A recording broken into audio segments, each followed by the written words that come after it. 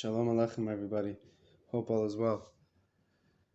Today I want to talk about Joseph the righteous, Yosef Ha Tzaddik, beautiful, righteous man that we learn about in the Torah, the son of Jacob, the 11th son of Jacob, out of 12 sons, the 12 tribes of Israel, sons of Jacob. And Joseph was special from a very young age. The Rebbe adds an interesting point on this, that even among Joseph's brothers who were extremely righteous and special, even among them Joseph stood out. We see that persons should always strive to rise above the circumstances he's in. Even if he's in a really holy environment, he shouldn't be satisfied being like everyone else. He should try to even rise above, because he shouldn't be satisfied. He should always recognize how much potential he has. Through that, even be special among special people, for Hashem's sake. So Joseph had these characteristics from a very young age. And naturally, this caused a little bit of jealousy among his brothers, because he was getting a lot of... his father was very excited about him. And he was very righteous, Joseph, and he had a lot of dreams that demonstrated his special characteristics. And he told this to his brothers, and his brothers mistaked his righteousness for arrogance. So one thing led to another, and he was disastrously sold into slavery by his brothers. And to make matters worse, when he was sold into slavery, he started working, and then he was framed for something he didn't do by Potiphar's wife, and he was put into jail for multiple years for something he didn't do. So this is like a devastating situation for somebody, to imagine a person, God forbid, sold by his own brothers into slavery. And then he's framed for something he didn't do and sitting in jail when he was at the top. It wasn't like person had a hard life and now it's getting a bit harder. No, he was at the top. He was his father's favorite. He was growing up in the home of Tzaddik, Yaakov Avinu, Jacob.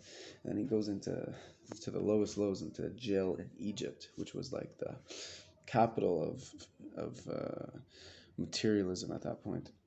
And but what does Joseph do? He recognizes who's running the show, the Creator. And from that, he was able to turn the darkest of darkest situations to the brightest of bright. How? He started interpreting dreams, and the word got around. The king wanted his dream to be interpreted. And when he met Joseph and saw Joseph's humility, Joseph told him what he thought the dream meant. He realized it would come true. And Joseph was then made the viceroy of Egypt, the assistant to the Pharaoh.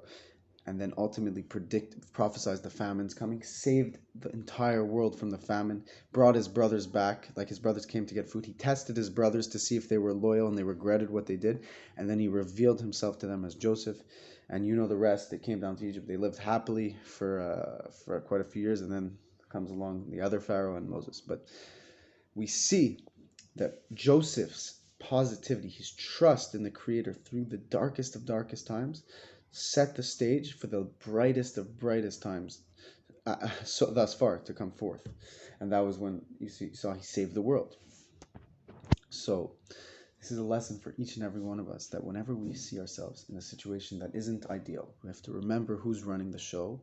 And then by putting yourself in a positive, and by seeing this situation through the lens of holiness, one can flip this situation from seemingly the darkest dark to the brightest of bright. And it could be that this hardship that we are going through is only for the purpose of bringing a greater light. And it's the hardship itself that sets the stage for the light.